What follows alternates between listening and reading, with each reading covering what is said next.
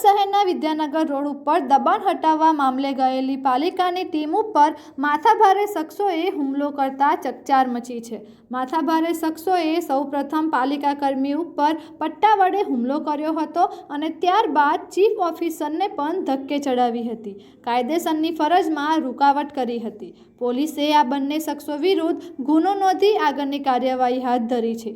જાહેર રોડ પર બનેલી આ ઘટનાને પગલે ચકચાર મચી જવા પામી હતી।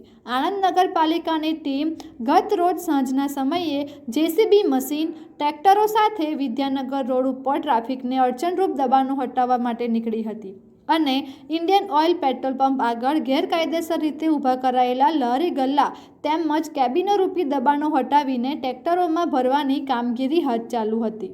તે દરમિયાન ફૈયાઝ ઉર્ફે ડેની ફિરોઝ ખાન પઠાણ નામના શખ્સે એકાએક ત્યાં જઈને પાલિકા કર્મી ભાવેશભાઈ પટેલ સાથે બોલાચાલી કરી હતી।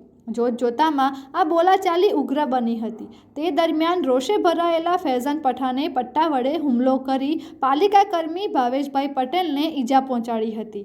આ અંગે આણંદ નગરપાલિકા દબાણ વિભાગના ક્લાર્ક ભાવેશકુમાર ભીખુભાઈ પટેલની ફરિયાદને આધારે આણંદ ટાઉન પોલીસે ઉર્ફે ડેની ફિરોઝ ખાન પઠાણ અને આદિલ વોરા વિરુદ્ધ BNS એક્ટની કલમ 121(1), 132, 221, 224, 352, 54 મુજબનો ગુનો નોંધી કાયદેસરની કાર્યવાહી હાથ ધરી છે।